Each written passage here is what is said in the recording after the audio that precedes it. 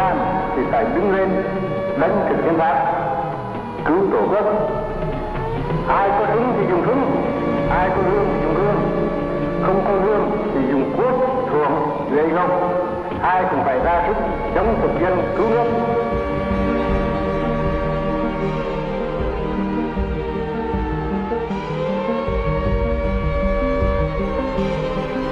Thì cái điều mà hôm nay tôi muốn kêu gọi đồng bào với anh chị em là không có cái gì mà mình phải hoang mang.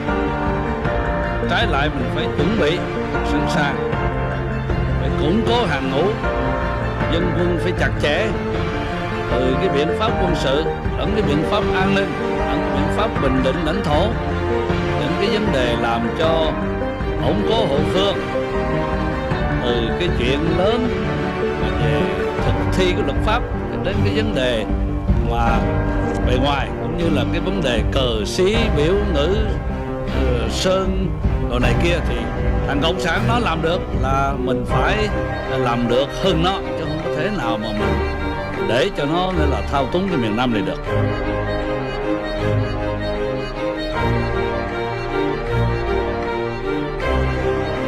There is a war going on in South Vietnam. I think last week there were over 500 killings, assassinations, bombings. The casualties are high. I said last week, a subterranean war, guerrilla war, increasing ferocity. The United States, since the end of the Geneva Accord, setting up the South Vietnamese government as an independent government, has been assisting Vietnam economically to maintain its independence and viability, and also has sent training groups out there, which have been expanded in recent weeks as the attacks from the government and on the people of South Vietnam have increased. We are out there on training and on transportation, and we are assisting in every way we properly can the people of South Vietnam, who with the greatest courage and which was under danger, are attempting to maintain their freedom. Now this is an area where there is a good deal of danger, and it's a matter of information. We don't want to have information which is of assistance to the enemy, and it's a matter which I think will have to be worked out with the government of Vietnam, which bears the primary responsibility.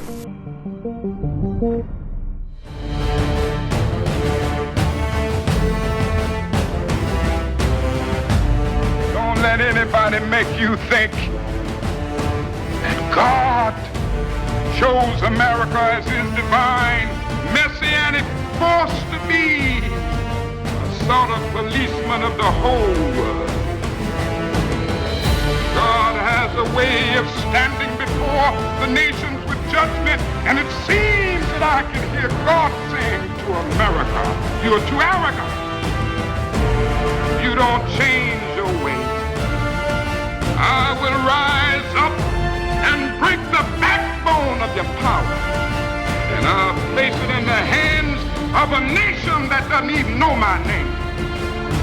Be still and know that I'm God."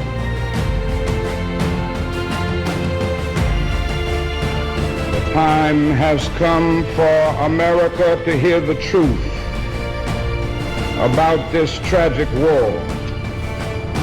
I've chosen to preach about the war in Vietnam today because I agree with Dante that the hottest places in hell are reserved for those who, in a period of moral crisis, maintain their neutrality. There comes a time when silence is betrayal. Truth of these words is beyond doubt, but the mission to which they call us is the most difficult one. Even when pressed by the demands of inner truth, men do not easily assume the task of opposing their government's policy, especially in time of war. Nor does the human spirit move without great difficulty against all the apathy of conformist thought within one's own bosom. There has never been such a monumental dissent during a war by the American people.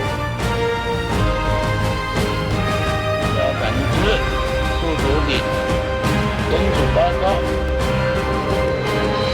당연 못 당연아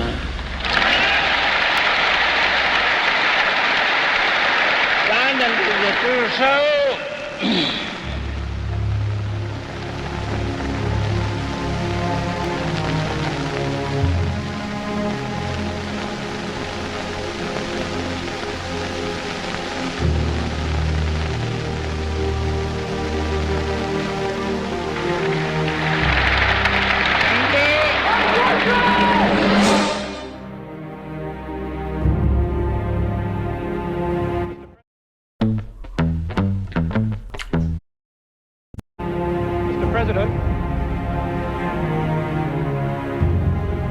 How long do you think it'll be before North Vietnam and South Vietnam are reunited? Heaven knows only. Pardon? What kind of victory?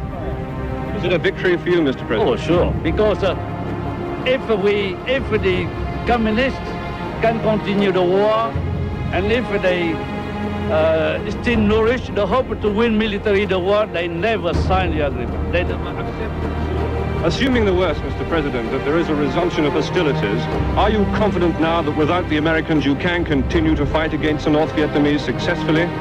I think that if the communists violate the ceasefire agreement and if they wage the new war, the war will re-begin with the new condition. Not only the Vietnamese people will fight, but I think that the war will have a participation of many other ones. I have asked for this radio and television time tonight for the purpose of announcing that we today have concluded an agreement to end the war and bring peace with honor in Vietnam and in Southeast Asia. The following statement is being issued at this moment in Washington and Hanoi. At 12:30 Paris time today, January 23, 1973, the agreement on ending the war and restoring peace in Vietnam was initialed by Dr. Henry Kissinger on behalf of the United States and Special Advisor Lee Duc-Tho on behalf of the Democratic Republic of Vietnam. The agreement will be formally signed by the parties participating in the Paris Conference on Vietnam on January 27, 1973 at the International Conference Center in Paris. The ceasefire will take effect at 2400 Greenwich Mean Time, January 27, 1972. The United States and the Democratic Republic of Vietnam express the hope that this agreement will ensure stable peace in Vietnam and contribute to the preservation of lasting peace in Indochina and Southeast Asia. That concludes the formal statement.